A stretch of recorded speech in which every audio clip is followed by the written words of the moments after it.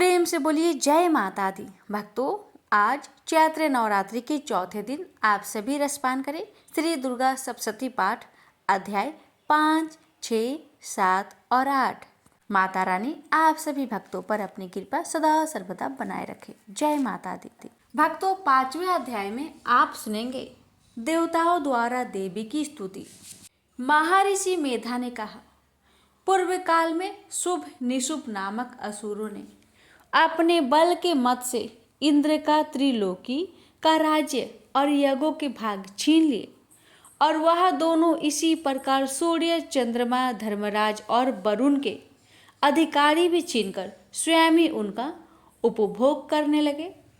वायु और अग्नि का कार्य भी वही करने लगे, और इसके पश्चात उन्होंने जिन देवताओं का राज्य छीना था उनको अपने अपने स्थान से निकाल दिए।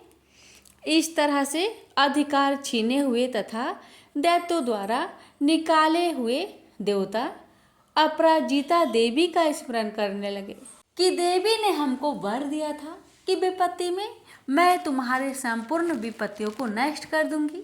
ऐसा विचार कर सब देवता हिमालय पर गए और भगवती विष्णु माया की स्तुति करने लगे। देवताओं ने कहा, देवी को नमस्कार है, शिव को नमस्कार है, प्रकृति और भद्रा को नमस्कार है। हम लोग रुद्र, नित्य और गौरी को नमस्कार करते हैं। ज्योत्सनामयी चंद्र रूपिणी व सुख रूप देने को निरंतर नमस्कार है। शरणागतों का कल्याण करने वाली वृद्धि और सिद्धि रूपा देवी को हम बार बार नमस्कार करते हैं। और नैऋति राक्षसों की लक्ष्मी तथा सावर्णी को नमस्कार है। दुर्गा को दुर्गम स्थलों को पार करने वाली दुर्गपरा को सारा सर्वकारिणी ख्याति कृष्ण और धुर्मा देवी को सदैव नमस्कार है। अत्यंत सौम्य तथा अत्यंत रुद्र रूपा को हम नमस्कार करते हैं। उन्हें हमारा बारंबार प्रणाम है। जगत आधार भूताकृति देवी को बार बार नमस्कार करते हैं। जिस देवी को प्राणी मात्र विष्णु माया कहते हैं उनको नमस्कार है, उसको नमस्कार है। जो देवी संपूर्ण प्राणियों में चेतना कहलाती उसको नमस्कार है, उसको नमस्कार है, उसको नमस्कार है। जो देवी संपूर्ण प्राणियों में बुद्धि रूप से स्थित है उसको नमस्कार है, उसको नमस्कार है, उसको नमस्कार है। जो देवी सब प्राणियों में निद्रा रूप से विराजमान है उसको नमस्कार है, उसको नमस्कार है, उसको नमस्कार है। जो देवी संपूर्ण प्राणियों में क्षुधा रूप से विराजमान है उसको नमस्कार है, उसको नमस्कार है, उसको नमस्कार है। हे देवी संपूर्ण प्राणियों में छाया रूप से स्थिति है उसको नमस्कार है, उसको नमस्कार है, उसको नमस्कार है। जो देवी सब प्राणियों में शांति रूप से स्थित है उसको नमस्कार है, उसको नमस्कार है, उसको नमस्कार है। जो देवी सब प्राणियों में श्रद्धा रूप से स्थित है उसको नमस्कार है, उसको नमस्कार है, उसको नमस्कार है। जो देवी सब प्राणियों में कांति रूप में स्थित है उसको नमस्कार है, उसको नमस्कार है, उसको नमस्कार है। जो देवी सब प्राणियों में लक्ष्मी रूप से स्थित है उसको नमस्कार है, उसको नमस्कार है, उसको नमस्कार है। जो देवी संपूर्ण प्राणियों में वृत्ति रूप से स्थित है उसको नमस्कार है, उसको नमस्कार है, उसको नमस्कार है। जो देवी सब प्राणियों में दया रूप से स्थित है उसको नमस्कार है, उसको नमस्कार है, उसको नमस्कार है। जो देवी संपूर्ण प्राणियों में तुष्टि रूप से स्थित है उसको नमस्कार है, उसको नमस्कार है। जो देवी सब प्राणियों में मातृ रूप से विराजमान है उसको नमस्कार है, उसको नमस्कार है, उसको नमस्कार है, उसको नमस्कार है। जो देवी सब प्राणियों में भ्रांति रूप से स्थित है उसको नमस्कार है, उसको नमस्कार है, उसको नमस्कार है। जो देवी सब प्राणियों में नित्य रूप से स्थित है उसको नमस्कार है, उसको नमस्कार है, उसको नमस्कार है। जो देवी संपूर्ण प्राणियों में चैतन्य रूप से स्थित है, उसको नमस्कार है, उसको नमस्कार है, उसको नमस्कार है। जो देवी संपूर्ण प्राणियों में भांति रूप से स्थित है, उसको नमस्कार है, उसको नमस्कार है, उसको नमस्कार है। जो देवी संपूर्ण प्राणियों में नित्य व्याप्त रहती है, उसको नमस्कार है। जो देवी चैतन्य रूप से इस संपूर्ण संसार को व्याप्त करके स्थित है, उसको नमस्कार है, उसको नमस्कार है, उसको नमस्कार है। पूर्व काल में देवताओं ने अपने अभीष्ट फल पाने के लिए जिसको स्तुति की है और देवराज इंद्र ने बहुत दिनों तक जिसका सेवन किया है, वह कल्याण की साधना भूता ईश्वरी हमारा कल्याण और मंगल करे तथा सारी विपत्तियों को नष्ट कर डाले। असुरों के सताए हुए हम संपूर्ण देवता उस परमेश्वरी को इस समय नमस्कार करते हैं तथा जो भक्ति पूर्वक स्मरण किए जाने पर तुरंत ही सब विपत्तियों को नष्ट कर देती है, वह जगदम्बा इस समय भी हमारा मंगल करके और हमारी विपत्तियों को दूर करे। महर्षि मेधा ने कहा, राजन, इस प्रकार जब देवता स्तुति कर रहे थे उस समय पार्वती देवी गंगा में स्नान करने के लिए आई। तब उनके ही शरीर से प्रकट हुए शिवा देवी बोली, शुभ दैत्य के स्वर्ग से निकाले हुए और निशुंभ से हारे हुए यह देवता मेरी ही स्तुति कर रहे हैं। पार्वती के शरीर से अंबिका निकली थी, इसलिए उसको संपूर्ण लोक में कौशिकी कहते हैं। कौशिकी के प्रकट रहने के पश्चात पार्वती देवी के शरीर का रंग काला हो गया और वह हिमालय पर रहने वाली कालिका देवी के नाम से प्रसिद्ध हुई। फिर शुभ और निशुभ के दूत चंडमुंड वहां आए। उन्होंने परम मनोहर रूप वाली अंबिका देवी को देखा। फिर वह शुंभ के पास जाकर बोले, महाराज, एक अत्यंत सुंदर स्त्री हिमालय को प्रकाशित कर रही है। वैसा रूप रंग आज तक हमने किसी स्त्री का नहीं देखा। हे असुरेश्वर, आप यह पता लगाए कि वह कौन है और उसको ग्रहण कर ले। वह स्त्री स्त्रियों में रत्न है। वह अपनी कांति से 10 दिशाओं को प्रकाश करती हुई वहाँ स्थित है, इसलिए आपको उसका देखना उचित है। प्रभु, तीनों लोकों के हाथी, घोड़े और मणि इत्यादि जितने रत्न हैं, वह सब इस समय आपके घर में शोभ्यमान है। हाथियों में रत्न ऐरावत हाथी और उच्च श्रेवा नामक घोड़ा तो आप इंद्र से लाए हैं। हंसों द्वारा जूता हुआ विमान जो कि ब्रह्मा जी के पास था, अब आपके पास है। और यह महापद्म नामक खजाना आपने कुबेर से छीना है। समुद्र ने आपको सदा खिले हुए फूलों की किजलंकनी नामक माला दी है। वरुण का कांचन वर्षा नामक छत्र आपके पास है और रथों में श्रेष्ठ प्रजापति का रथ भी आपके पास ही है। दैत्येंद्र मृत्यु की उत्तरा का तीदा नामक शक्ति भी आपसे छीन ली है और वरुण का पास भी आपके भ्राता निशुंभ के पास ही है और समुद्र में पैदा होने वाले सब प्रकार के रत्न भी आपके भ्राता निशुंभ के अधिकार में है। और जो अग्नि में न जल सके ऐसा वस्त्र अग्निदेव ने आपको दिए हैं। दैत्यराज, इस प्रकार सारी रत्न रूपी वस्तुएं आप संग्रह कर चुके हैं, तो फिर आप यह कल्याणमयी स्त्रियों में रत्न रूप अनुपम स्त्री ग्रहण क्यों नहीं करते? महर्षि मेधा ने कहा। चंडमुंड का यह वचन सुनकर शुंभ ने कहा, सुग्रीव को अपना दूत बनाकर देवी के पास भेजा जाए। प्रथम उसको सब कुछ समझा दिया कि वहां जाकर तुम उसको इस प्रकार कहना, और ये भी कह दिया कि जिस तरह से प्रसन्न होकर वह तुरंत यहाँ चली आए, उसी प्रकार समझाकर कहना। दूत सुग्रीव पर्वत के उस रमणीक भाग में जहाँ देवी बसती थी पहुँचा। दूत ने कहा, हे देवी, दैत्यों का राजा शुभ जो इस समय तीनों लोकों का स्वामी है, मैं उसका दूत हूँ और यहाँ तुम्हारे पास आया हूँ। संपूर्ण देवता उसकी आज्ञा एक स्वर में मानते हैं। अब जो कुछ उसने कहला भेजा है वह सुनो। उसने कहा है, इस समय संपूर्ण त्रिलोकी मेरे बस में है और संपूर्ण यज्ञों के भागों को पृथक पृथक मैं ही लेता हूँ और तीनों लोकों में जितने श्रेष्ठ रत्न हैं वह सब मेरे पास है। देवराज इंद्र का वाहन ऐरावत मेरे पास है, जो मैंने उससे छीन लिया है। उच्च श्रवा नामक घोड़ा जो क्षीर सागर मंथन करने से प्रकट हुआ था, उसे देवताओं ने मुझे समर्पित किया है।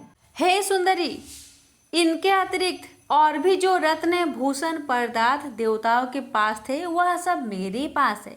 हे देवी, मैं तुम्हें संसार की स्त्रियों में रत्न मानता हूँ, क्योंकि रत्नों का उपभोग करने वाला मैं ही हूँ। हे चंचल कटाक्षों वाली सुंदरी, अब यह मैं तुझ पर छोड़ता हूँ कि तू मेरे या मेरे भाई महापराक्रमी निशुम्भ की सेवा में आ जाए। यदि तू मुझे वरेगी तो तुझे अतुल महान ऐश्वर्य की प्राप्ति होगी। अतः तुम अपनी बुद्धि से यह विचार कर मेरे पास चली आओ। महर्षि मेधा ने कहा। दूत के ऐसा कहने पर संपूर्ण जगत का कल्याण करने वाली भगवती दुर्गा मन ही मन मुस्कुराई और इस प्रकार कहने लगी। देवी ने कहा, हे दूत, तू जो कुछ कह रहा है वह सत्य है और इसमें किंचित मात्र भी झूठ नहीं है। शुभ इस समय तीनों लोकों का स्वामी है और निशुम्भ भी इसी तरह पराक्रमी है, किंतु इसके संबंध में मैं जो प्रतिज्ञा कर चुकी हूँ उसे मैं कैसे झुठला सकती हूँ। अतः तू मैंने जो प्रतिज्ञा की है उसे सुन। जो मुझे युद्ध में जीत लेगा और मेरे अभिमान को खंडित करेगा और बल में मेरे समान होगा, वही मेरा स्वामी होगा। इसलिए शुंभ अथवा महापराक्रमी निशुंभ यहाँ आवे और युद्ध में जीतकर मुझसे विवाह कर ले। इसमें भला देर की क्या आवश्यकता है।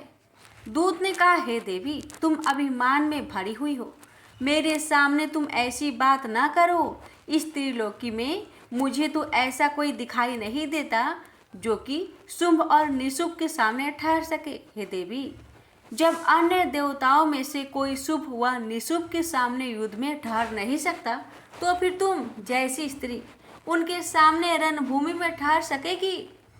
जिन शुंभ आदि असुरों के सामने इंद्र आदि देवता नहीं ठहर सके, तो फिर तुम अकेली स्त्री उनके सामने कैसे ठहर सकोगी। अतः तुम मेरा कहना मानकर उनके पास चली चलो, नहीं तो जब वह तुम्हें केस पकड़कर घसीटते हुए ले जावेंगे तो तुम्हारा गौरव नष्ट हो जाएगा। इसलिए मेरी बात मान लो। देवी ने कहा, जो कुछ तुमने कहा ठीक है। शुंभ और निशुंभ बड़े बलवान हैं, लेकिन मैं क्या कर सकती हूँ, क्योंकि मैं बिना विचारे प्रतिज्ञा कर चुकी हूँ। इसलिए तुम जाओ और मैंने जो कुछ कहा है वह सब आदर पूर्वक असुरेंद्र से कह दो। इसके पश्चात जो वह उचित समझे कर ले। जय माता दी। छठे अध्याय में सुनेंगे धूम्रलोचन वध की कथा। महर्षि मेधा ने कहा, देवी की बात सुनकर दूत क्रोध में भरा हुआ वहां से असुरेंद्र के पास पहुंचा और सारा वृत्तांत उसे कह सुनाया। दूत की बात सुन असुरेंद्र के क्रोध का पारावार न रहा और उसने अपनी सेनापति धूम्रलोचन से कहा, धूम्रलोचन, तुम अपनी सेना सहित शीघ्र वहां जाओ और उस दुष्टा को केसों से पकड़कर घसीटते हुए यहाँ ले आओ। यदि उसकी रक्षा के लिए कोई दूसरा खड़ा हो, चाहे वह देवता, यक्ष अथवा गंधर्व ही क्यों ना हो, उसको तुम अवश्य मार डालना। महर्षि मेधा ने कहा। शुंभ के इस प्रकार आज्ञा देने पर धूम्रलोचन 60,000 राक्षसों की सेना को साथ लेकर वहां पहुंचा और देवी को देख ललकार कर कहने लगा, अरे तू शुंभ और निशुंभ के पास चल। यदि तू प्रसन्नता पूर्वक मेरे साथ न चलेगी तो मैं तुझे केसों से घसीटता हुआ ले चलूंगा। देवी कहने लगी, असुरेंद्र का भेजा हुआ तेरे जैसा बलवान यदि बलपूर्वक मुझे ले जावेगा तो ऐसी दशा में मैं तुम्हारा क्या कर सकती हूँ। महर्षि मेधा ने कहा। ऐसा कहने पर धूम्रलोचन उसकी ओर लपका, किंतु देवी ने उसे अपनी हुक्कार से ही भस्म कर डाला। यह देखकर असुर सेना क्रोध होकर देवी की ओर बढ़ी, परंतु अंबिका ने उन पर तीखे बाणों, शक्तियों तथा फर्शों की वर्षा आरंभ कर दी। इतने में देवी का वाहन भी अपनी ग्रीवा के बालों को झटकता हुआ और बड़ा भारी शब्द करता हुआ असुर सेना में कूद पड़ा। उसने कई असुर अपने पंजों से, कई अपने जबड़ा से और कई को धरती पर पटक कर अपने दांतों से घायल करके मार डाला। उसने कई असुरों को अपने नखों से पेट फाड़ डाले और कई असुरों को तो केवल थप्पड़ मारकर सिर धड़ से अलग कर दिया। कई असुरों की भुजाएं और सिर तोड़ डाले और गर्दन के बालों को हिलाते हुए उनके कई असुरों को पकड़कर पेट फाड़ कर उनका रक्त पी डाला। इस प्रकार देवी के उस महावाहन सिंह ने क्षण भर में असुर सेना को समाप्त कर दिया। शुंभ ने यह सुना कि देवी ने धूम्रलोचन असुर को मार डाला है और उसके सिंह ने सारी सेना का संहार कर दिया। तब उसका बड़ा क्रोध आया। उसके मारे क्रोध के होठ फड़कने लगे और उसने चंड और मुंड नामक महाअसुरों को आज्ञा दी, हे चंड, हे मुंड, तुम अपने साथ एक बड़ी सेना लेकर वहां जाओ और उस देवी के बाल पकड़कर और बांधकर तुरंत यहाँ ले आओ। यदि उसको यहाँ लाने में किसी प्रकार का संदेह हो तो अपनी सेना सहित उससे लड़ते हुए उसको मार डालो और जब वह दुष्ट और उसका सिंह दोनों मारे जाए तभी उसको बांधकर यहाँ ले आना। प्रेम से बोलिए जय माता दी। 7वें अध्याय में आप रसपान करेंगे चंड और मुंड की वध की कथा।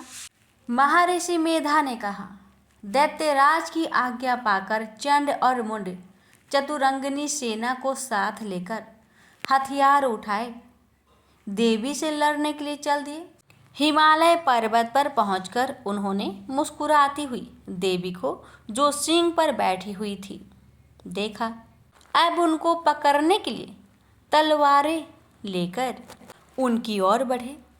तब अंबिका को उन पर बड़ा क्रोध आया और मारे क्रोध के उनका मुख काला पड़ गया, उनकी भ्रुकुटियाँ चढ़ गई और उनके ललाट में से अत्यंत भयंकर तथा अत्यंत विस्तृत मुख वाली लाल आंखों वाली काली प्रकट हुई, जो अपने हाथों में तलवार और पास लिए हुए थी।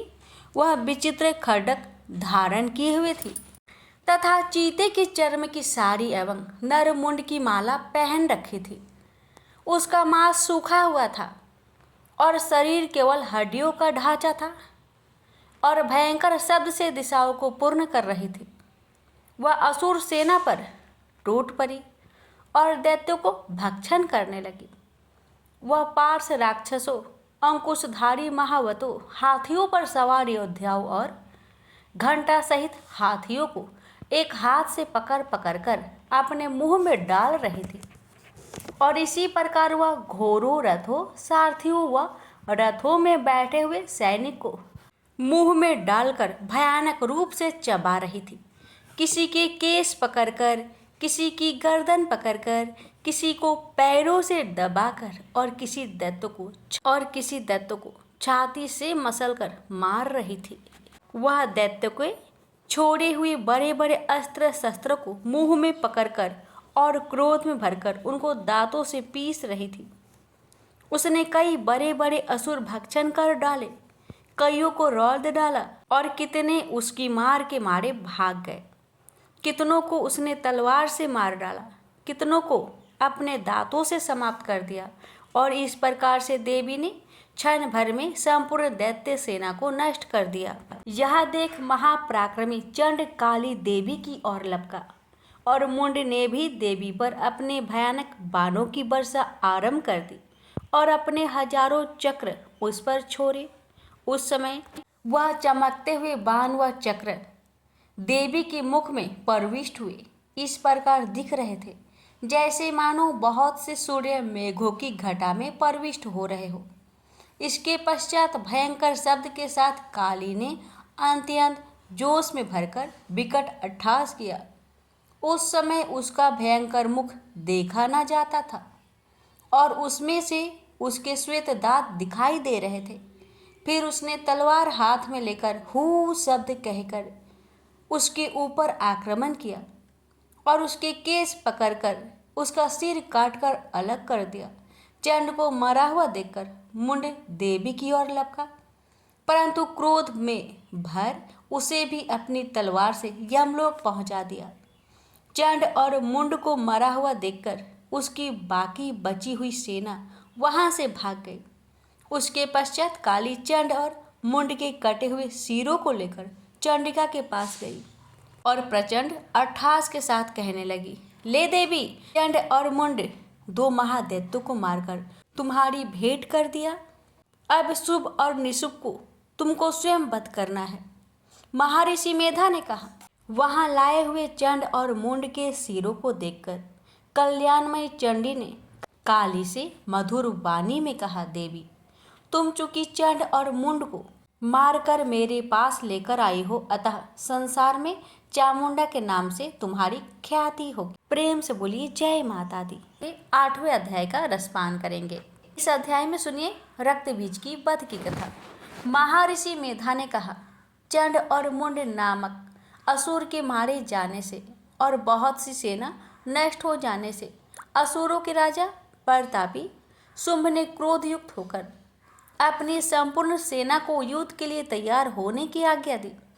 उसने कहा, आज उदयुद्ध नामक 86 असुर सेनापति अपनी सेनाओं के साथ युद्ध के लिए जाए और कंबु नामक 84 सेनापति भी वहां आए और कोटि वीर्य नामक 50 सेनापति और धूम्रकुल के 100 सेनापति प्रस्थान करे।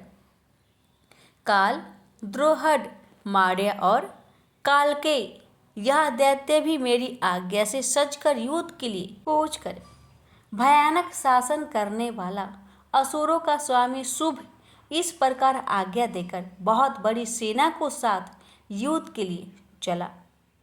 उसकी सेना को अपनी ओर आता देखकर चंडिका ने अपनी धनुष की टंकार से पृथ्वी और आकाश के बीच का भाग गुज्जा दिया। राजन, इसके पश्चात देवी के सिंह ने दहाड़ना आरंभ कर दिया और अंबिका को घंटे के शब्दों ने उसको और भी बढ़ा दिया। धनुष की टंकार, शेर की दहाड़ और घंटे के शब्द से पृथ्वी और आकाश के बीच का भाग गूंज उठा और इसके साथ ही देवी ने अपने मुख को और भी भयानक बना लिया। ऐसे भयंकर शब्द को सुनकर राक्षस सेना ने देवी तथा उसके इर्द गिर्द घेरा डाल दिया। राजन, उस समय दैत्यों के नाश के लिए और देवताओं के हित के लिए ब्रह्मा, शिव, कार्तिकेय, विष्णु तथा इंद्र आदि देवों की शक्तियाँ जो अत्यंत पराक्रम और बल से संपन्न थी, उनके शरीर से निकलकर उसी रूप में चंडिका देवी के पास गई।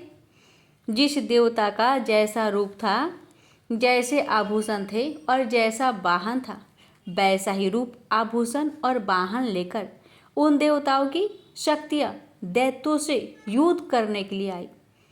हंस युक्त विमान में बैठकर और रुद्राक्ष की माला तथा कमंडलू धारण करके ब्रह्मा जी की शक्ति आई।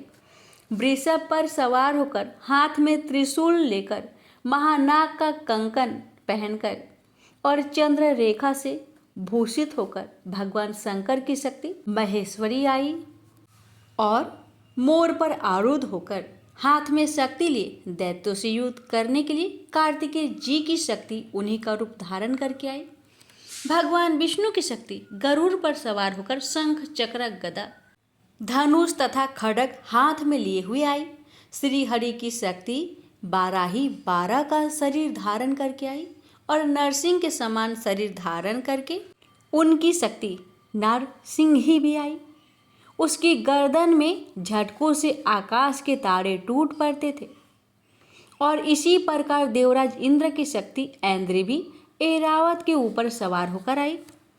पश्चात इन देव शक्तियों से घिरे हुए भगवान शंकर ने चंडिका से कहा, मेरी प्रसन्नता के लिए तुम शीघ्र ही इन असुरों को मारो। इसके पश्चात देवी के शरीर में अत्यंत उग्र रूप वाली और सैकड़ों गिदड़ियों के समान आवाज करने वाली चंडिका शक्ति प्रकट हुई।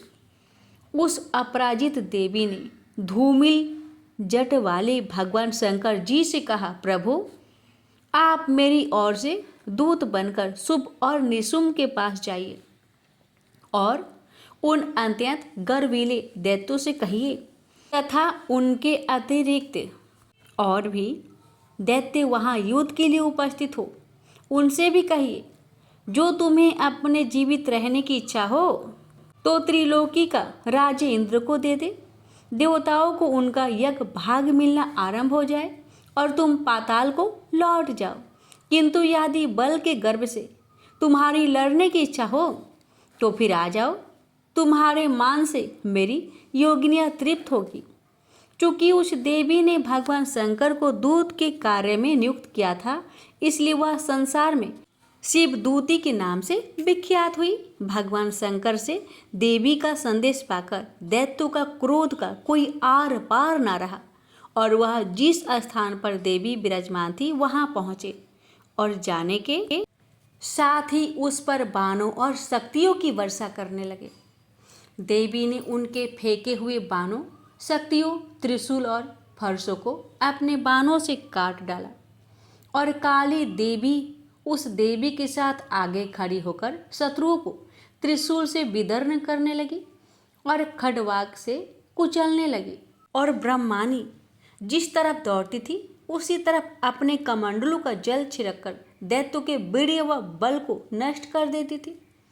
और इसी प्रकार माहेश्वरी त्रिशूल से, वैष्णवी चक्र से और अत्यंत कोप वाली कौमारी शक्ति द्वारा असुरों को मार रही थी। और ऐन्द्री के बाजू के प्रहार से सैकड़ों दैत्य रक्त की नदियां बहाते हुए पृथ्वी पर सो गए। बाराही ने कितने ही राक्षसों को अपनी थुथुन द्वारा मृत्यु के घाट उतार दिया। दाढ़ों के अग्रभाग से कितने ही राक्षसों की छाती को चीर डाला और चक्र की चोट से कितने को विदर्न करके धरती पर डाल दिया। बड़े बड़े राक्षसों को नरसिंही अपने नखों से विदर्न करके भक्षण कर रही थी और सिंहनाद से चारों दिशाओं को गुजाती हुई रणभूमि में विचर रही थी। शिवदूती के प्रचंड अट्टहास से कितने ही दैत्य भयभीत होकर पृथ्वी पर गिर पड़े और उसके गिरते ही वह उनको भक्षण कर गई।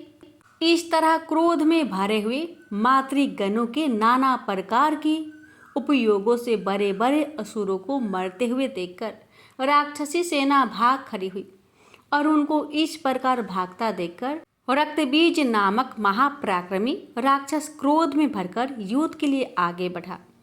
उसके शरीर से रक्त की बूंदें पृथ्वी पर गिरती थी तो वैसे ही शरीर वाला तथा वैसा बलवान दैत्य पृथ्वी से उत्पन्न हो जाता था। रक्तबीज गदा हाथ में लेकर ऐन्द्री के साथ युद्ध करने लगा। जब ऐन्द्री शक्ति ने अपने वज्र से उसको मारा तो घायल होने के कारण उसके शरीर से बहुत सा रक्त चलने लगा और उसकी प्रत्येक बूंद से उसके समान ही बलवान तथा महापराक्रमी अनेकों दैत्य भयंकर रूप में प्रकट हो गए। वह सब के सब दैत्य रक्तबीज के समान ही बलवान तेज वाले थे। वो भी भयंकर अस्त्र शस्त्र लेकर देवियों के साथ लड़ने लगे। जब ऐन्द्री के वज्र प्रहार से हजारों से उसके मस्तक पर चोट लगी और रक्त बहने लगा तो उसमें से हजारों पुरुष उत्पन्न हो गए। वैष्णवी ने चक्र से और ऐन्द्री ने गदा से रक्तबीज को चोट पहुंचाई और वैष्णवी के चक्र से घायल होने पर उसके शरीर से जो रक्त बहा उससे हजारों महाअसुर उत्पन्न हुए जिनके द्वारा यह संपूर्ण जगत व्याप्त हो गया। कौमारी ने शक्ति से, बराही ने खड्ग से और मातेश्वरी ने त्रिशूल से उसको घायल किया। इस प्रकार क्रोध में भरकर उस महादैत्य ने सब माताओं पर पक पृथक गदा से प्रहार किया और माताओं ने शक्ति और शूल इत्यादि से उसको जो बार बार घायल किया उससे सैकड़ों महादैत्य उत्पन्न हुए। इस प्रकार उस रक्त बीज के चक्र से उत्पन्न हुए असुरों से संपूर्ण जगत व्याप्त हो गया, जिससे देवताओं को भय हुआ। देवताओं को भयभीत देखकर चंडिका ने काली से कहा, चामुंडे अपने मुख को बड़ा करो और मेरे शस्त्रघात से उत्पन्न हुए रक्त बिंदुओं तथा रक्त बिंदुओं से उत्पन्न हुए महाअसुरों को तुम अपने इस मुख से भक्षण करती जाओ। इस प्रकार रक्त बिंदुओं से उत्पन्न हुए महादैत्य को भक्षण करते हुए तुम रण में विचरो। इस प्रकार रक्त क्षीण होने से यह दैत्य नष्ट हो जाएंगे। तुम्हारे भक्षण करने के कारण अन्य दैत्य उत्पन्न नहीं होंगे। काली से इस प्रकार कहकर चंडिका देवी ने रक्त बीज पर अपने त्रिशूल से प्रहार किया और काली देवी ने अपने मुख में उसका रक्त ले लिया। तब उसने अपनी गदा से चंडिका पर प्रहार किया। प्रहार से चंडिका को तनिक भी कष्ट ना हुआ। हाँ, उसके शरीर से बहुत सा रक्त बहने लगा, लेकिन उसके गिरने के साथ ही काली ने उसको मुख में ले लिया। काली के मुख में उस रक्त से जो असुर उत्पन्न हुए उसको उसने भक्षण कर लिया और रक्त को पीती गई। तदंतर देवी ने रक्त बीज को, जिसका कि खून काली ने पिया था, चंडिका ने वज्र, बाण तथा खड्ग तथा रिष्ट इत्यादि से मार डाला। राजन, अनेक प्रकार के शस्त्रों से मरा हुआ और खून से वंचित हुआ महादैत्य रक्तबीज पृथ्वी पर गिर पड़ा। राजन, उसके गिरने से देवता अत्यंत प्रसन्न हुए और माताएं उन असुरों का रक्त पीने के पश्चात उद्धत होकर नृत्य करने लगी। प्रेम से बोलिए जय माता दी। प्यारे भक्तों, श्री दुर्गा सप्तशती पाठ की 8वां अध्याय यहीं पर समाप्त होता है। इसकी आगे के अध्याय अगले वीडियो में अवश्य सुनिएगा। माता रानी आप सभी पर अपनी कृपा सदा सर्वदा बनाए रखे।